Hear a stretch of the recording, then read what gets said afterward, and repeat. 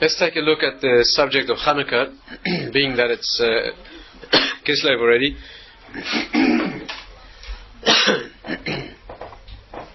See if we can get a little deeper underneath the skin of the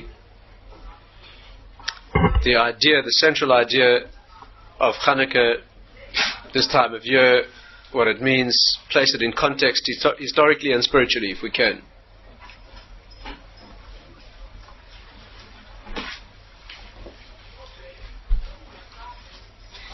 Perhaps we can start like this.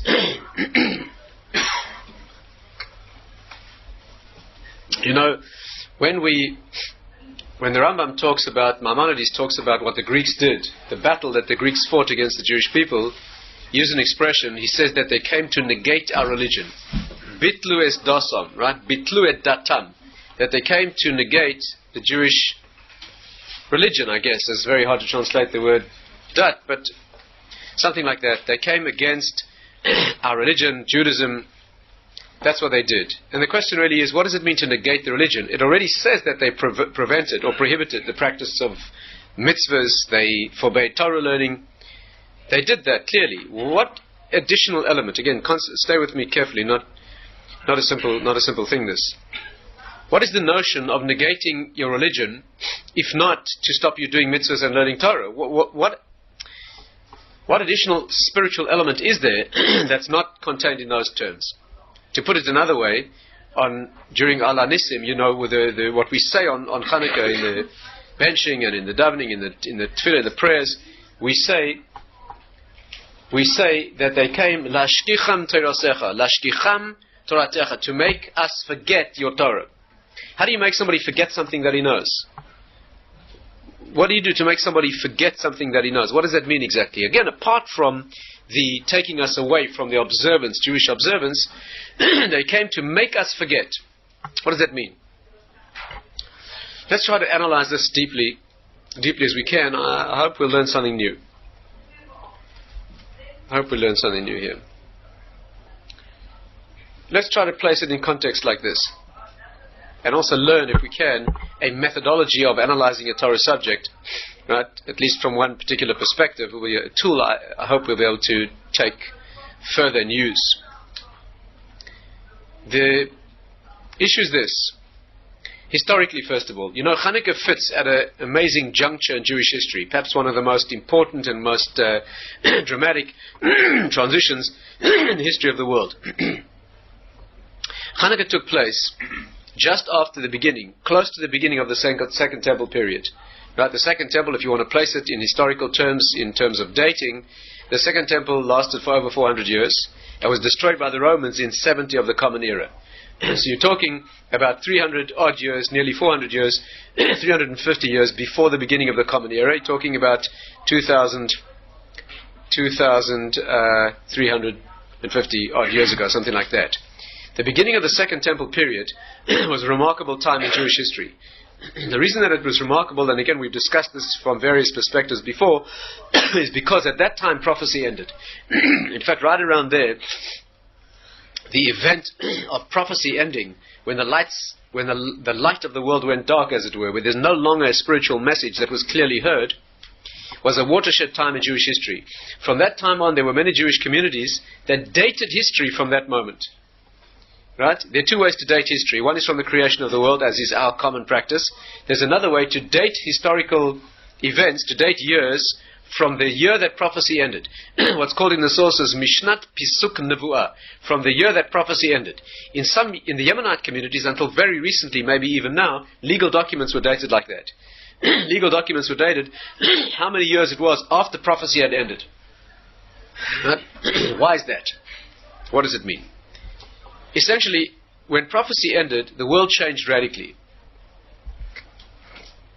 Until then, in spiritual terms, the world was alive with the spiritual message. That means it was the time of the written law.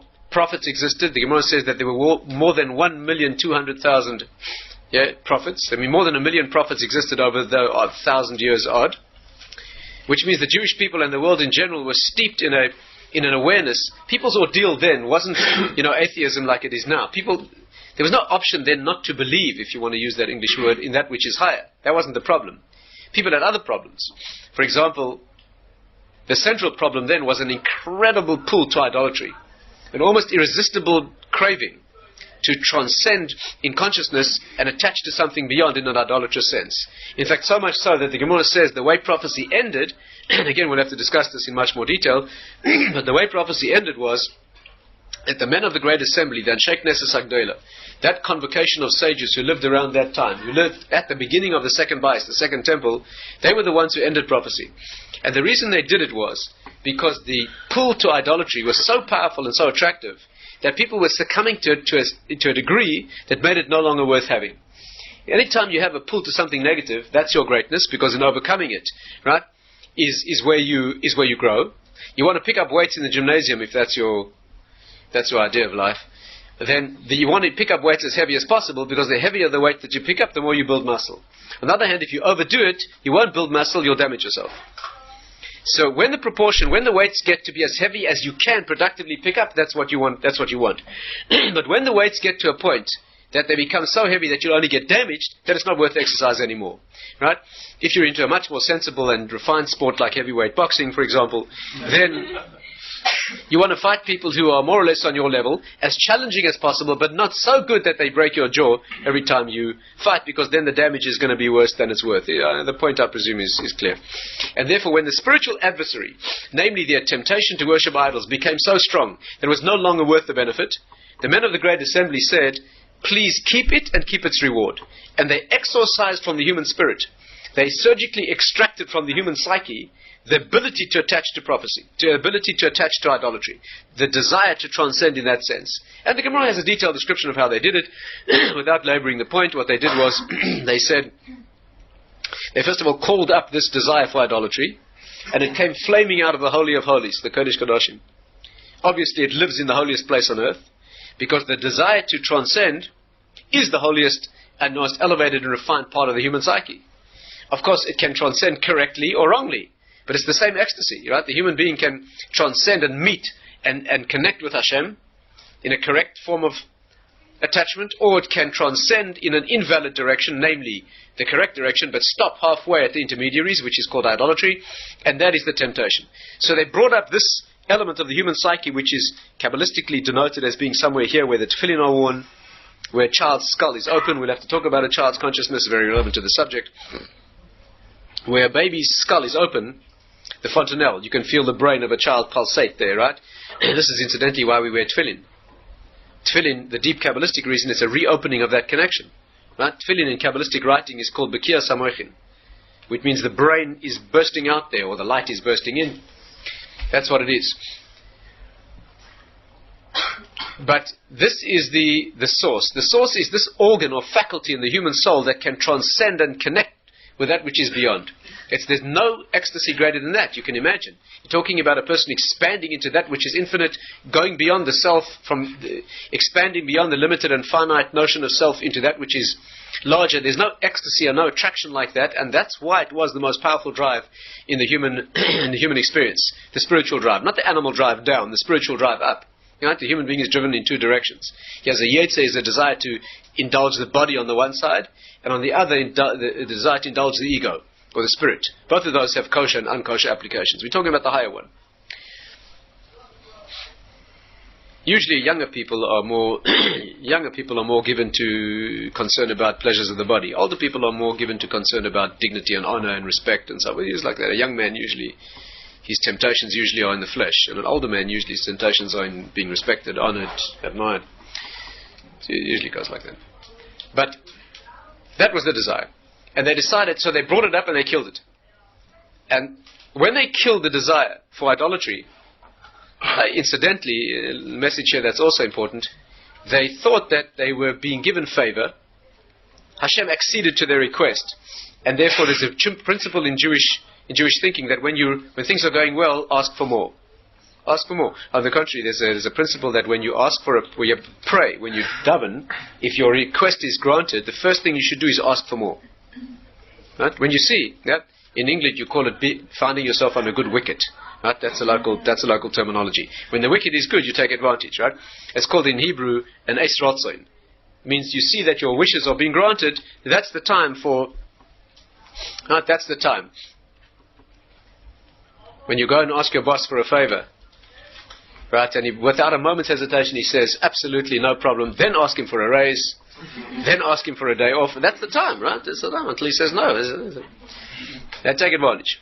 And spiritually, if you're asking for things correctly spiritually, you should take advantage. He wants to give you. So they decided to adapt the human psyche in another way as well. Once they were already manipulating and correcting the human psyche, surgically operating it according to their understanding, which is in the power of the sages, we're talking about humanity, not just Jews. They decided to correct the human psyche in another way. Namely, not on the top, but down below as well. The attraction of male for female, they decided could be improved. A lot of the world's problems are due to the male-female interaction that gets beyond its borders, and therefore limitations. They decided to exorcise that from the world as well. So they exorcised and extracted from the human psyche a man's desire for women. They took that out of the world, thinking it would be a big improvement. In fact, what happened was, for 3 days after that, there were no fresh eggs laid in Israel. The chickens could not lay eggs. Right? Because the power of reproduction in this area, and Rashi, of course, in his commentary points out, Rashi asks a logical question. The question is, what do you mean for 3 days there were no eggs? Chickens have eggs in their bodies a long time before they laid. So eggs that have already been present in the body of the chicken, at least those should have been laid. Rashi says no, because the body heat of the chickens had gone down. They couldn't even incubate and develop the eggs that were already inside them. Right? Because when this desire leaves the world, the whole world cools down. So the sages realized if that were going to be the case, there'd be no more human race. And therefore they had to bring back, this interactional desire so that the human race could propagate. But they tried to bring it back more creative, more constructively, and so they said like this: instead of bringing back man's desire for a woman, we'll bring back only a man's desire for his wife.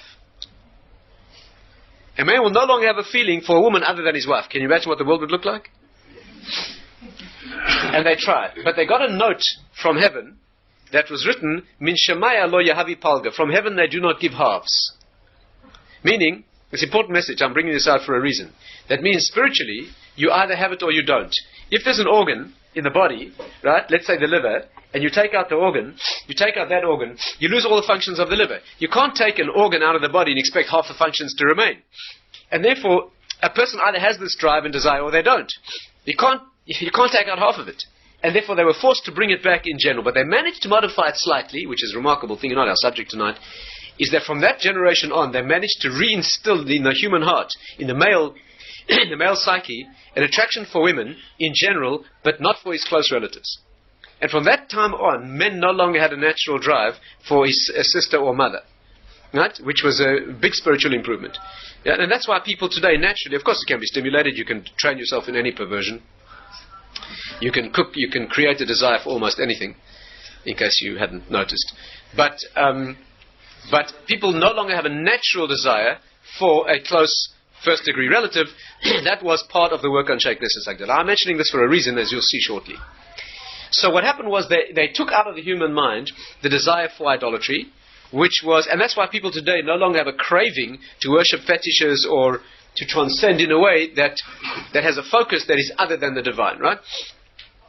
Of course, you realize people don't have a craving to attach to the divine either. Because when they took that desire to transcend out of the world, they left nothing in its place. You left an empty space. In fact, what they left us with is today the drive to nonsense, wasting time, and triviality. You see, because they left nothing there. And this we need to discuss separately, and it's a wonderful subject. But the point I want to bring out is this. Listen carefully.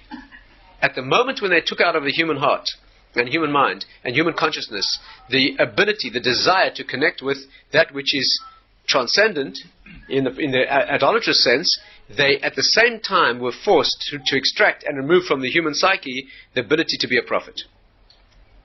And the reason is that same faculty in the human consciousness that wants to drive beyond and connect which is project yourself into that which is beyond is also the sensitive receiver for that which comes from beyond. If you take out a radio transmitter receiver, you take out the radio, you lose the ability to receive and to transmit. Is this clear? And therefore, that faculty in the human, the highest, most holy, most intense, most elevated faculty, which is that which craves to connect to that which is beyond, and is able to receive from that which is beyond, was no longer there. Right? The calculation was that it was worth it, they took it out. And from that moment on, people no longer had this incredible, irrational, almost uncontrollable desire to worship idols, but they no longer had the ability to hear prophecy.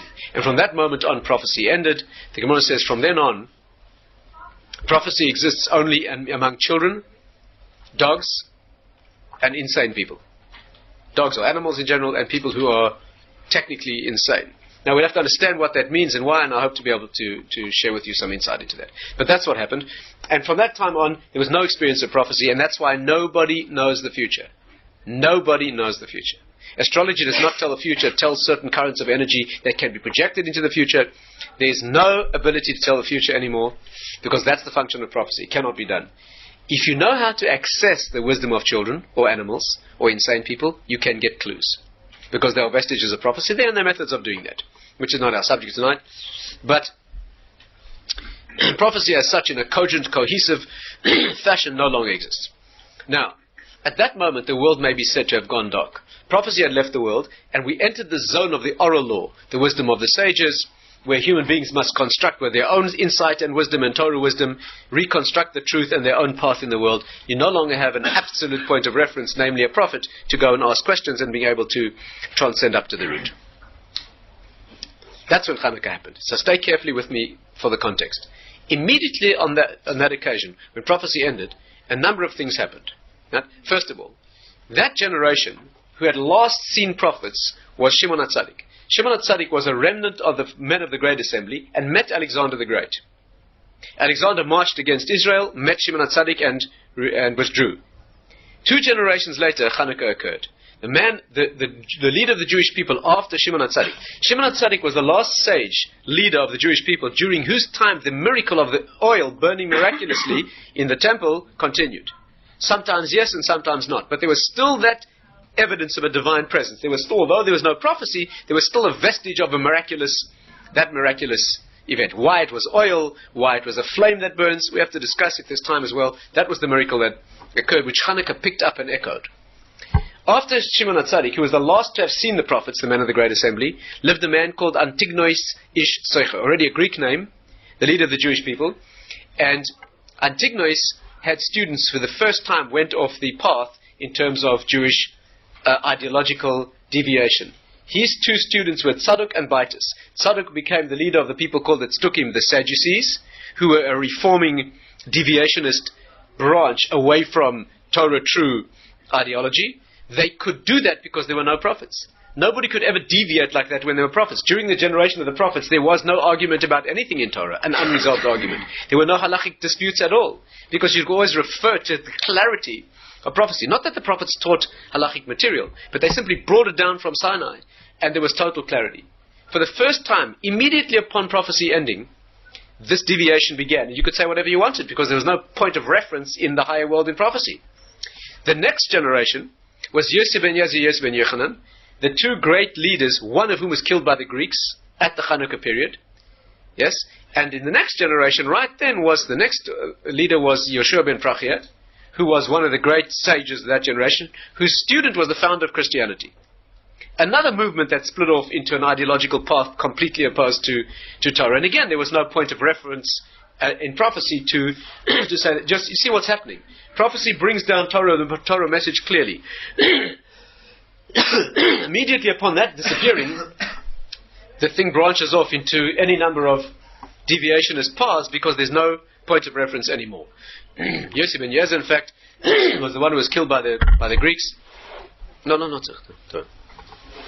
He was killed by the Greeks. In fact, the Gemara says while the Greeks were leading him to execute him. Why? Because he disobeyed the Greek decrees about learning Torah and performing mitzvahs. He was accompanied by his nephew, who was a Hellenist. You have to understand, the Greek inroads into the Jewish people were enormous. Their attempt, as we'll try to understand, was not to kill Jews. They just wanted to affect them philosophically. They just wanted Jews to think like Greeks. They weren't looking to kill Jews. And they were enormously successful. And his nephew, nephew of the great Torah sage of the generation, was a Hellenist. So as he was being led out to his execution, the nephew was riding on a horse. And all his finery, an honored Jewish Greek, And as he walked with his uncle who's about to be killed, he said to his uncle, look, who's right now? Yeah, who on whose side is the evidence? In Hebrew you say, mi alasus. Yeah, who's riding the horse? He was riding the horse, right? And his uncle was about to be executed. So his uncle said to him, can you imagine that me, yeah, who's about to be executed for my Torah beliefs, if this is how Hashem treats those, if this is how Hashem, yeah, you who claim to be in the elevated position, right, you who have it all on your side now, if Hashem treats those who disobey His will with such happiness and ecstasy and honor, can you imagine how He's going to reward those who obey His will? You who go against His will, right, are rewarded in this incredible fashion, and you feel yourself so great and so mighty. Can you imagine what's in store for those who obey Hashem's will? So he said to his uncle, what are you talking about? You obey Hashem's will, and look at you, you're about to be killed. So he said to his nephew, this is what happens to those who obey Hashem's will. Can you imagine the punishment for those who go against Him?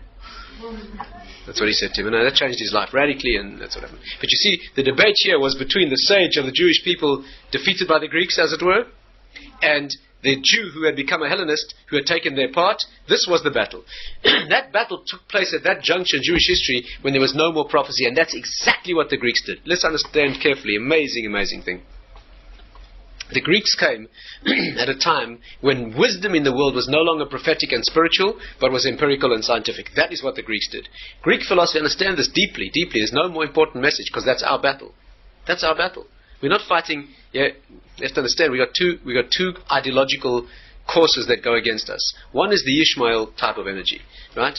The Arabic threat. Yes, those who are deeply attached in religious faith, who are opposed to us and would rather see us dead. And then there's the West that's not attached to any faith at all, would like to see us dead. They're two completely different currents here. Tonight we're talking about the Greek philosophy, which is what the West is built on.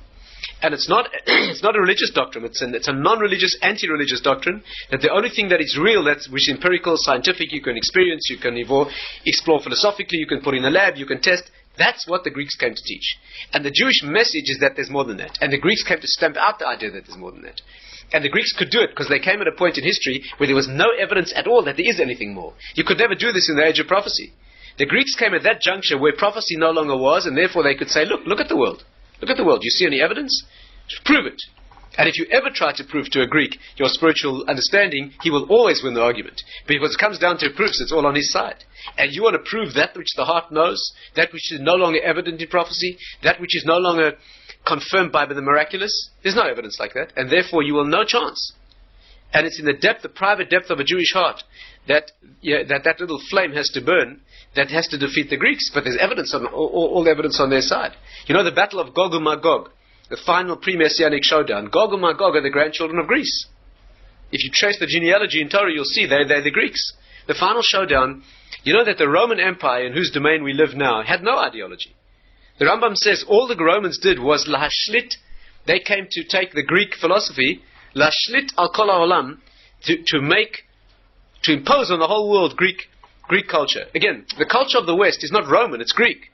Anybody who knows anything about history knows that Western culture is entirely Greek in its mathematics, its aesthetics, its art, its notion of a beautiful exterior projecting a beautiful interior, right? Whether it's in sport from the Olympic Games, whether it's in technology and philosophy, it's all a Greek. The Romans didn't come up with an ideology. They didn't have philosophers who originated things. The Greek were the philosophers who originated things, both in science, in philosophy, and everything.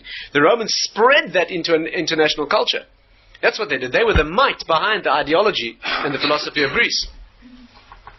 To understand deeply, this is our battle. We got more than one battle, but this is one of the central issues that we face. So the Greeks came along, and that's what they said. Let's take this further. Again, it's fundamental. You know, what the Greeks came against was our religious knowledge, our spiritual knowledge. You know, the most classic illustration, the Beis Halevi says, a startling observation. You know that in Jewish history there were two times in the post-prophetic era, more or less, at that juncture, around then, where the non-Jews tried to kill us. Once was Purim and once was Hanukkah. You know, two closely related events. At Purim, the idea was to kill all Jews. It was not an ideological battle at all, just kill Jews. Haman wanted to kill every Jew on earth on the same day, that all non-Jewish nations would rise up in one fell swoop at one time on one day and kill every Jew alive. Right? No arguments, no philosophical arguments, no Persian philosophy and ideology. Kill Jews. At Hanukkah, the idea was not to kill Jews at all, just to make them think like Greeks. The previous exiles, they tried to destroy the temple or destroyed it and kill Jews. The Greeks didn't destroy the temple or kill Jews. They just wanted to defile the temple, just put a Greek statue in it, and change the Jewish mind. That's all. They won't kill Jews. They killed you if you didn't listen to their decrees, but only as a way of enforcing their philosophy. That's all they wanted. What was the Jewish response? Amazing thing. Haman comes along to kill Jews, physically, violently exterminate all Jews. What do the Jews do? They sit down on the floor and pray and do tshuva and fast. No one touches a weapon. No armed resistance. Physical threat of physical extermination, spiritual response. Hanukkah, they come along with a spiritual threat, not to harm any Jews. And there's no praying or fasting. They pick up weapons and go out to fight to the death. What kind of thing is this? They come against you militarily to wipe you out. You sit down and fast and pray. They come against you spiritually. You take weapons and swords and you go out to fight the whole Greek army. A bunch of, they were Kohanim. Kohanim, they never held a weapon before. Never held weapons before. They went out to die. What is this? They attack you physically and you answer by prayer. They attack you physically and you go give your life in battle. You hear the paradox. And he says a fantastic explanation which strikes to the heart of what we are as Jews. We have a principle in Torah, Kol bidei shamayim chutz mi'yirei shamayim. Everything in the hands of heaven. Everything is in the hands of heaven. You have no control over anything except your relationship with heaven, your spirituality, your religious, your free will in terms of your elevating yourself spiritually. Right? Your religious identity, your religious connection. That's what you're here for. So let's get it right. And non-Jewish nations come against you to wipe you out physically. Akol b'nei shamayim. It's in his hands. Pick up a weapon is completely useless. Again, the whole world is run by him. If they come to wipe you out physically, you have no chance. The only chance you have is trying to change his mind. You better pray. But when the Greeks come against you philosophically and ideologically, they attack your religion. That's the only thing that's in your hands. You better go out and fight for it. And therefore, when they attack us militarily, if he isn't going to help, nobody can help. If he's not going to help you, no amount of weapons is going to help you. And therefore, you better pray. But when they attack your religion, he doesn't help with that. That's you. That's the only part you have any freedom in. And therefore, when the Greeks attack you and try and change your mind and your notion, your connection to Hashem and what Torah is, that he says, this is where I give you freedom. There you better take matters into your own hands. Right? Paradoxical, but that's the Jewish response. That was the Greek battle. They came to change our minds. Right?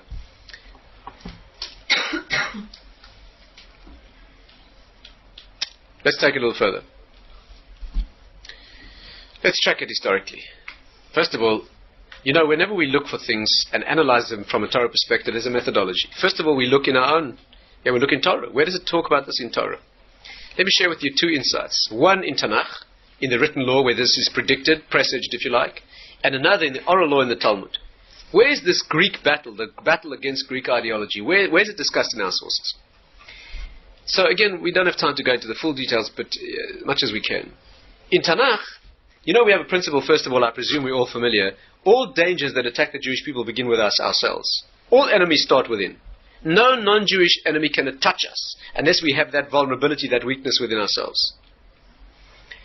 The relevant verse is Marsaich u'machrivaich mimech yetzeu. The simple interpretation is your destroyers and annihilators will go out of you. Simple translation means one day those who destroy you and annihilate you will leave you. But the deep translation is your destroyers and annihilators come out from you. They're in you. That's where they come from. From you. If you don't attack yourselves, if you Jews would only live in a harmony, peace, understanding, love of each other, in complete spiritual perfection, there couldn't possibly be an external threat. Couldn't possibly be. So where's the source? The source is like this. There were a series of kings of Judah who were terribly idolatrous. You know that. Terribly. Manasseh, for example. There were a number of generations where the kings set up idols. Very, very, very evil, and they distorted the whole of the Jewish people into idolatrous practices.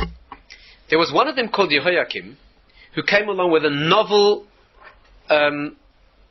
evil twist. And he said like this. Again, these words one is not allowed to say, except to quote the way the Talmud puts it, because you'll see. But the Talmud says like this. He came on and he said, Inu de kadmoi means, those who came before me, lo yadi larguze. Very hard to translate this. Those who came before me did not know how to really anger him. Really anger him. I'm going to show you how to really make him angry. You have to understand the mentality here, talking about people of credible level of greatness, back in the prophetic era. Those who came before me set up idols to anger him and to go against him. They were amateurs. I'm going to show you how a professional does it. So he said this. What do we need him for? What do we need him for in the first place? Who needs him? Who needs him? You want to tell me we need him for light? Again, listen to Chanuka coming in here.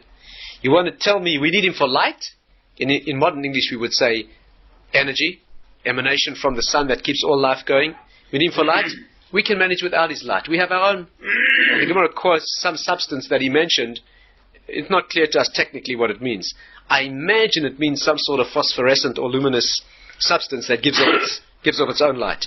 So he said, since he created the world and gave us substances like this, he built a world that is essentially self-contained, and therefore, who needs him?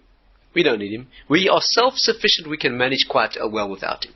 That's what he said. That was his brand of anti-spiritual ideology that he foisted on the Jewish people in his generation. But listen carefully what's noteworthy here. This is not idolatry. Idolatry is you worship something other than Hashem. This is the notion that there's nothing at all to worship.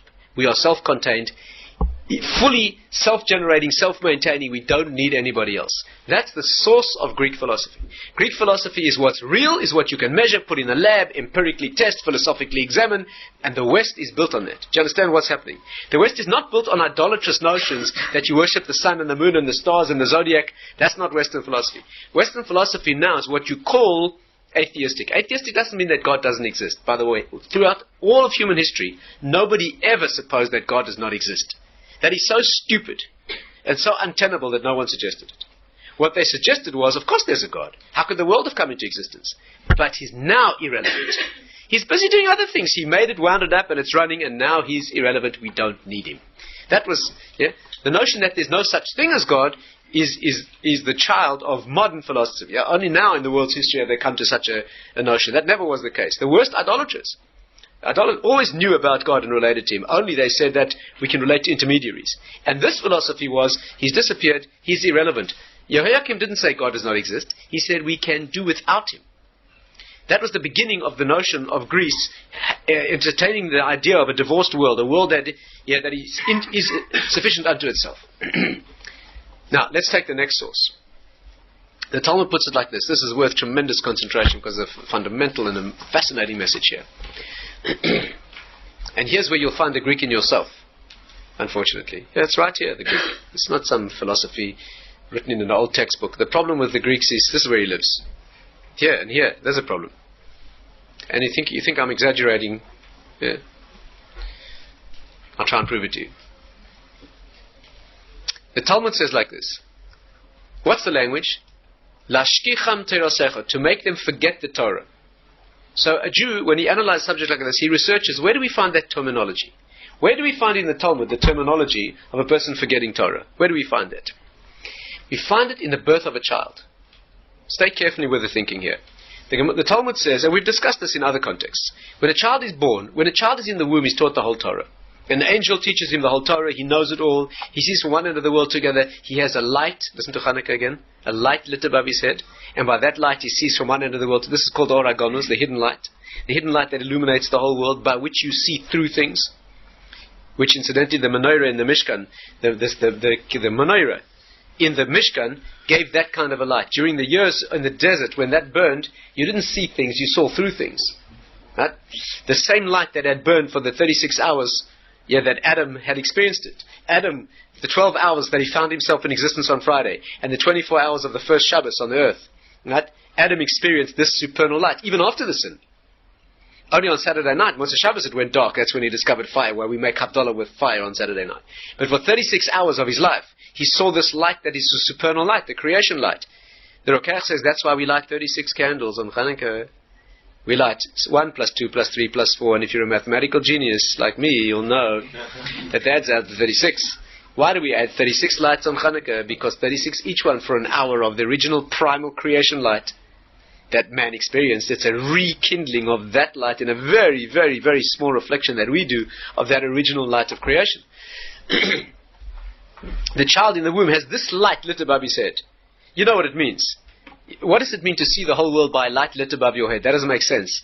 Normally, if you want to see something, you put the light on the thing, not on your head. Put the light on your head, you won't see anything.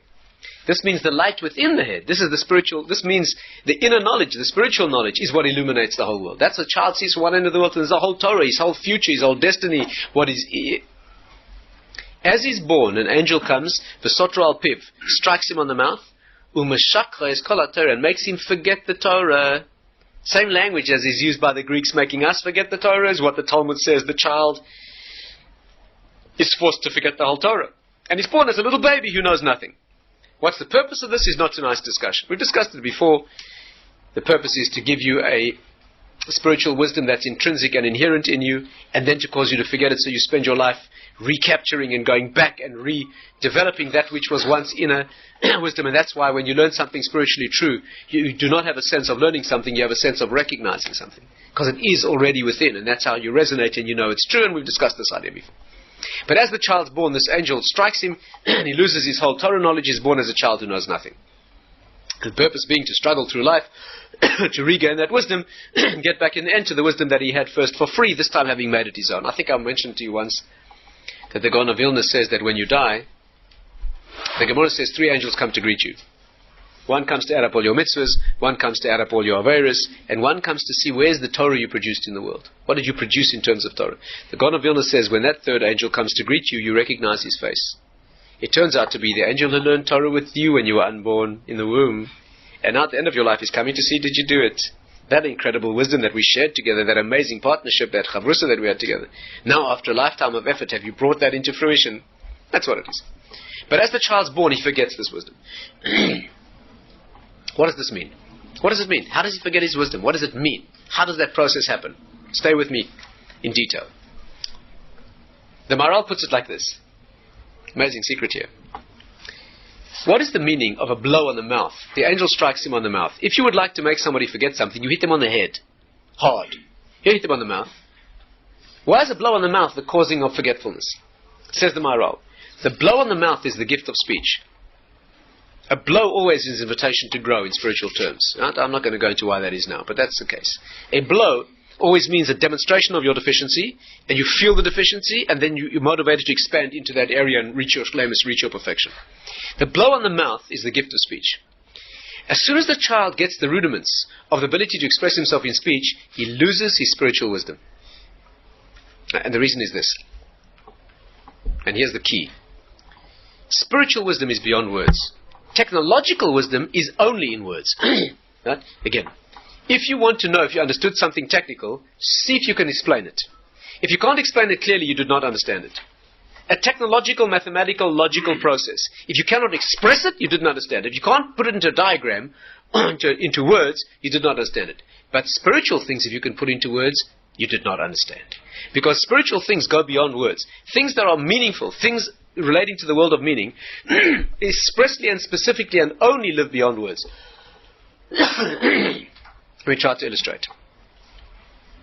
The notion of meaning, the notion of the present, the notion of self, the things that you grasp deeply and intrinsically and intimately that are you, are not amenable to words at all. Again, let's take a couple of examples. How do you know you exist? There's nothing more important than that. Right? In Greek philosophy, this is the most frustrating thing that there is, because in Greek Western philosophy, there's no proof that you exist. Imagine that. You cannot prove you exist. Isn't that a little humiliating?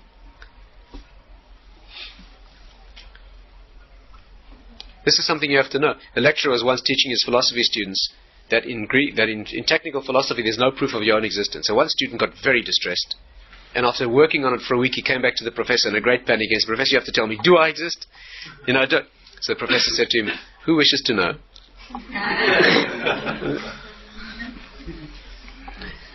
You see, but you cannot prove it.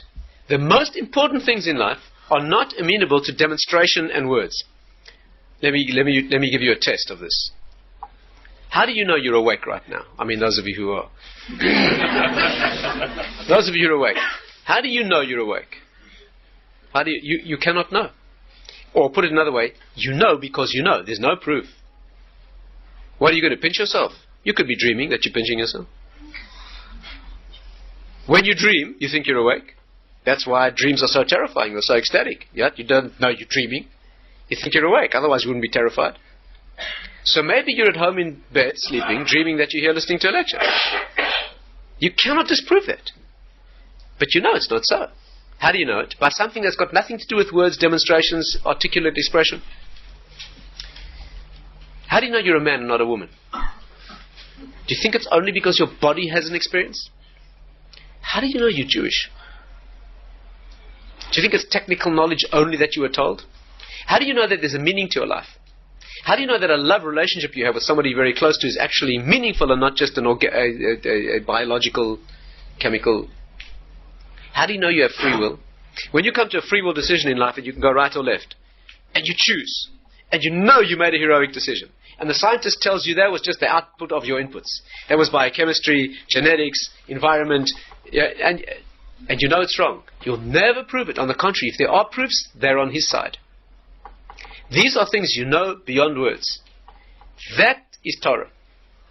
Emuna, the faith dimension, knowing the higher world, we have to talk about it in much more detail. It's not an arbitrary inner thing. It's based on knowledge and critical thinking and logic, and I can't go into it now. But the inner world, the meaningful world, the world of connection to a higher source, that lives in a place beyond words. And if you can put it into words, you've broken it. Rav Dessler says there are two kinds of knowledge. External wisdom, which consists of the senses and logic, and internal wisdom, which has got nothing to do with that. The external wisdom, which consists of interpretation of senses, accumulation of data, transduction of inputs by the senses, and the logical computational faculty, that any machine can do. Animals do it, machines do it. A machine can also measure things in the environment and come to conclusions. That's not human.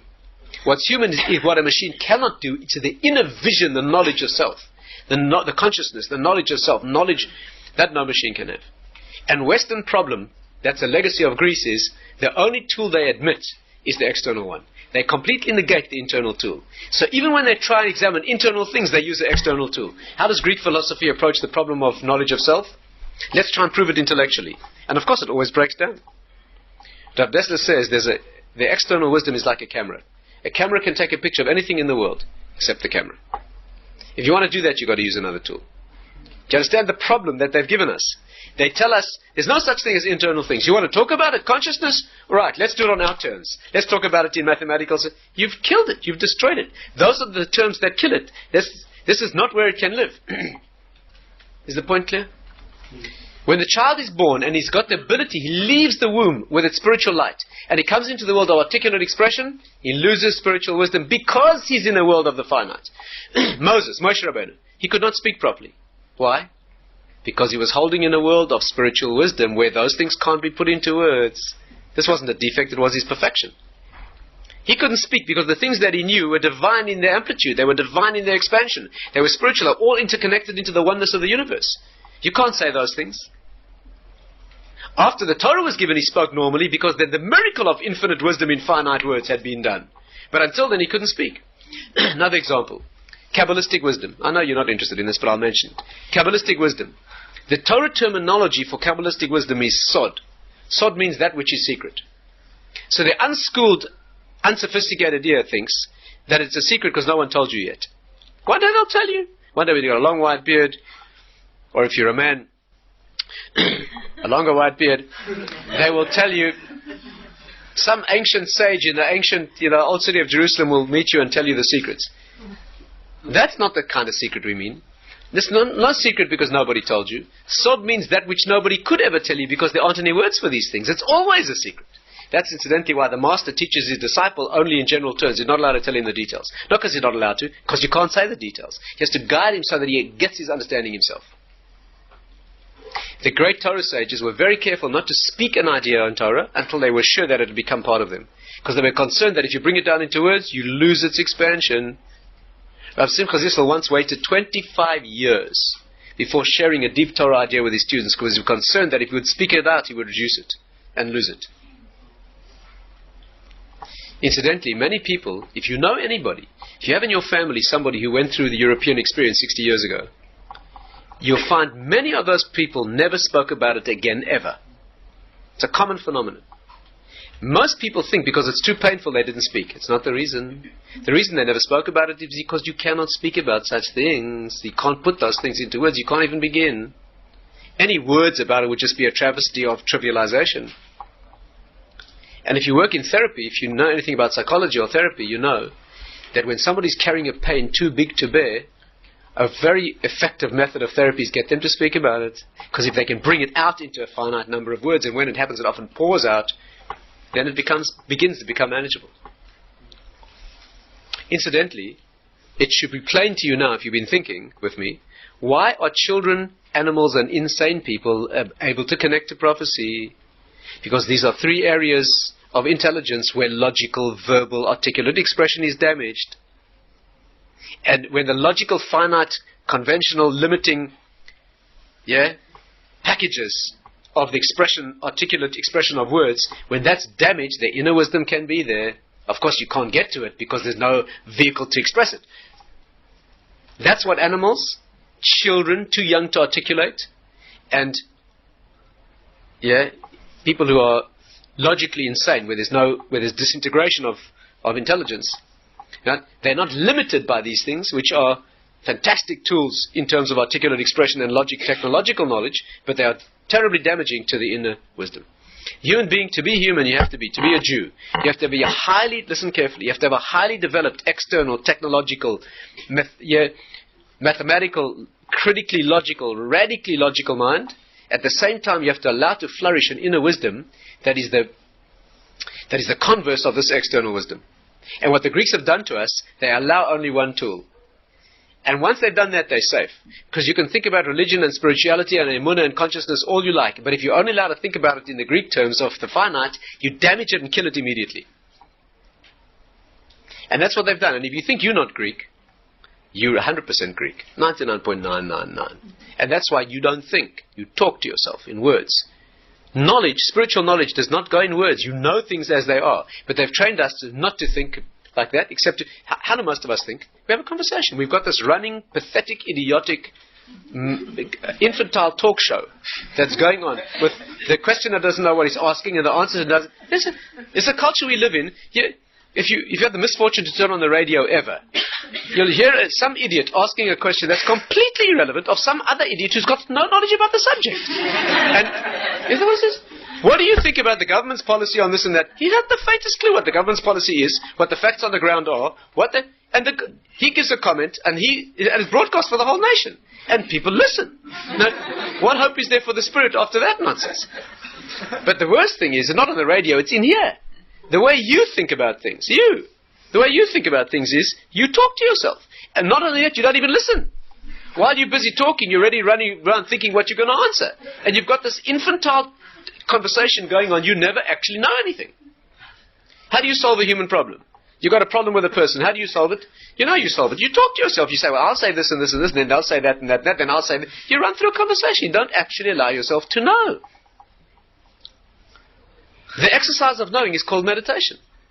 But you know what happens to a Westerner when he tries to meditate? He goes to a spiritual teacher who teaches him how to meditate. So the first thing the teacher says is, in order to meditate, you have to switch off the mind. So the person sits there and he becomes a zombie. Switch off the mind. When you switch off the mind, you become comatose. That's what happens. It's nice and relaxing. It's got nothing to do with meditation. Meditation is switching on the mind. What the teacher means is switch off the external mind. That's what he means. Switch off the limiting, articulate, finite mind that keeps needing to put things in categories and words. And that's what he means. But how do you say that? So how do you say switch on the mind? So the advice is still the external mind. Still the mind that has its pathetic conversation in childish terms, that is thinking in terms of words and finite concepts. Still that. And you'll find you know. When the child's born and he comes into the world of articulate expression, he loses the wisdom. And that's what the Greeks did. They said, Jews, we want you to think like Greeks. We want to put you in such a rich world of experience, of scientific and empirical proof, where you derive things logically and philosophically. We test them in the lab. That's all we allow you to define as real. And this thing that you call your belief, your system of thing, your transcendent wisdom, your attachment to the higher world. And today in educated society, if you start speaking religion, that's feely, emotional stuff that's completely irrelevant. Give us the facts, the scientific, technological facts. And the scientific, technological facts divorce you from meaning. course they're necessary. Of course they're necessary. The world of technology and science, of course it's necessary. That's where you operate. But if it doesn't have the dimension of inner knowledge, you're a machine. You're a robot. Machines can do that much better. They don't argue with each other. They don't fight with each other. They don't torture people. Much more pleasant. That's the battle. And the final showdown is when Gog and Magog, that Greek army, marches against us. That's the showdown. This is the battle we experience now. What are the last 300 years of Jewish history? Think about it for a moment. Until 250 years ago, the Jewish people was universally, intensely devoted to Torah and to Hashem. There were pockets of dissension, and there always have been problems. But by and large, even the least knowledgeable Jew was intensely attached. In the last 250 years, we've reached a stage where 90% of the Jewish people have got no attachment at all. The last 10 years, 2 surveys have been done in America. They show over 50% of American Jews, you're talking about a generation or two after Jews were tortured, burned alive, gassed, just because they were Jewish. Yeah? Shortly after that, a few short years after, you have the majority of the Jewish people who can trace no attachment to anything Jewish at all. The recent survey allowed any definition of anything Jewish. I'm not talking religion. I'm talking about a weightlifting club, a Jewish community center, a book club, anything. Jewish cookery, anything. 52% of American Jews can show no attachment to anything Jewish at all. That means they would intermarry, not because they've got a problem with Judaism, because they don't even know it's an issue. If that isn't a Greek victory, I don't know what is.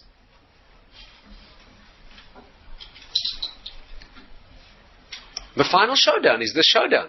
It's where the West accepts a technology, a wisdom, a science, a philosophy that is entirely empirical, entirely based on expression, in proofs, in arguments, and what goes beyond that is disallowed. Not disallowed, it's just not valid. That's not thinking, that's not truth. The Greeks said to the Jewish people, Kisvu lachem al keren hashor, write for yourselves on the horn of the ox, she'ein lachem chelek be'elokei Yisrael, that you have no share in the God of Israel. The horn of the ox. The ox always means assertion of power. The horn is always the place of superior attachment. That means where the thing moves to the higher, to its higher expression. That's where you write that you've got many other meanings to this horn as well. It means a golden calf. It has many other meanings. And it's curved also because that's where, in Kabbalistic thinking, where the spiritual world attaches to the physical world straight, there's no mistake can be made. It's where it curves away. In Kabbalistic thinking, where a curve or a corner takes place, is where the danger occurs. That's why we wear these. You know what tzitzis means? Is where the garment enters a corner. No more straight line. You put on the tzitzis to continue the straight line. That's what tzitzis are. That's why when you see these, you remember the spiritual world. That's why they go on a corner. On straight places, you don't need any. You're on a straight road, you never get lost. On a straight road, you turn around, you see where you came from instantaneously. There's no problem. It's on a road that's taken a bend, and then you carry on walking. When you turn around, you look back, you just see a bend in a road. No meaning, no point of origin. To be a Jew, you have to see round corners. To be a Greek, you just have to look straight. Wherever you go back to, that's where it started. It's meaningless. Who cares? Irrelevant. To be a Jew, you've got to see round corners. You have to go back and see, that's just a fork in a road, but I came from someplace out of sight. That's what it means. But they disallow that. If you can't see it, how are you going to test that? Give me a proof. As a Jew, you have to know where you came from. You have to know who you are. You have to know that you came from someplace out of sight around the corner. You can't prove that to a Greek. On the contrary, he can easily disprove you. So what's happened in the West is, not that they've taken away our religion, they've taken away the means, they've taken away the road. Not just they've got you lost, they've erased the road. They've taken away the means, they've taken away the terminology, they've taken away the tools. So today you start speaking to a Jew about Jewish identity, the terms are perverted. He thinks you mean in a Greek way, let's discuss it and see if we can prove it. So the whole discussion's ended. It's like trying to talk about your knowledge of self. All you can do is damage it. The only way you can ever communicate with somebody on a deep level about deep things is if you don't have to speak. When two people really know each other, and a glance or a gesture or a wink or a slight change of expression is enough, they are communicating. But a person that you have to speak a lot to communicate, you might as well forget about it. The more you say, the worse you're going to make it.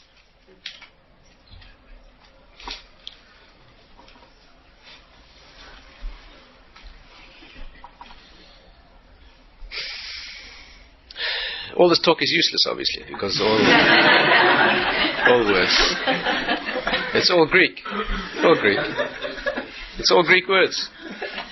Because these are the only words we have, and it's the only words we're able to hear. They haven't won the war. They've buried the enemy. They're not trampling on us. We're too deep underground to feel it.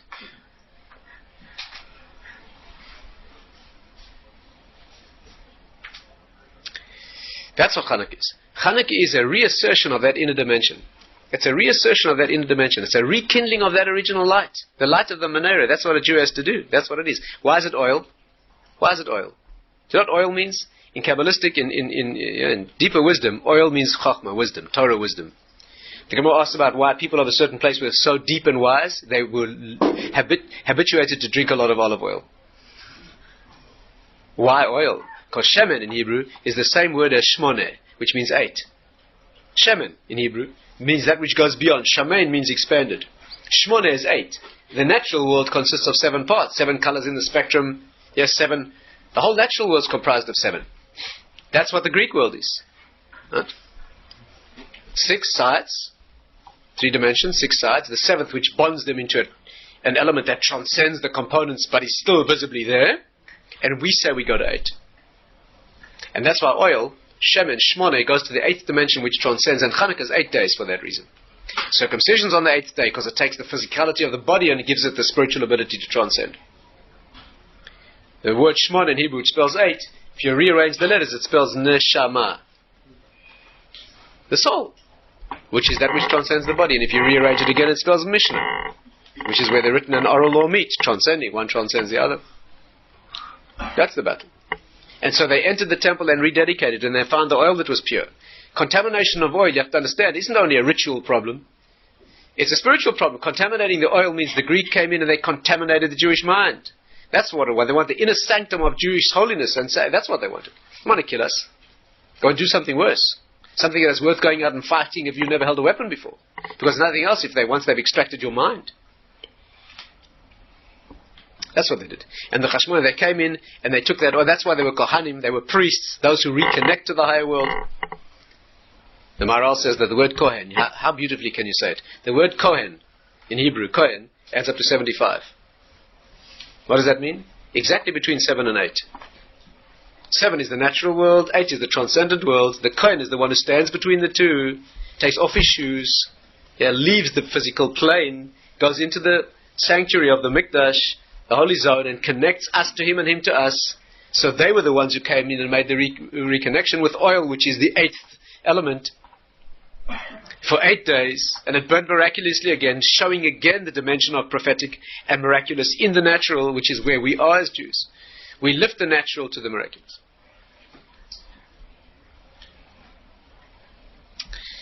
I hope the point is clear.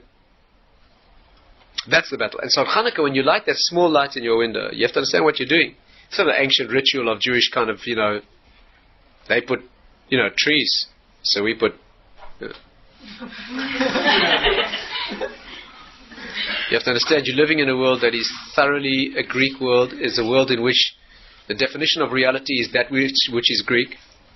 And the definition, I'm not talking about the Far East. The Far East is definition. The Far East, the terminology, the currency in the Far East is spirituality. It's a definition.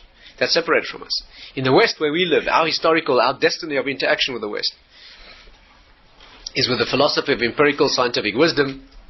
That's where it is. And so when you light this thing and you're asserting a reconnection, you burning in your window, you have to know what you're doing. And that's why the mitzvah of the menorah is not allowed to use it. Not allowed to use the light. It's there as in Kedusha, like the temple, like the menorah in the temple. That's all. And it's no accident that women are specially attached to it. Women are the beings of faith of Emunah. They carry that within themselves. Women are specially related to Hanukkah. First of all, there were decrees against Jewish women. It was a Jewish woman who started the whole rebellion and the whole redemption. Bring birth to the world in that sense.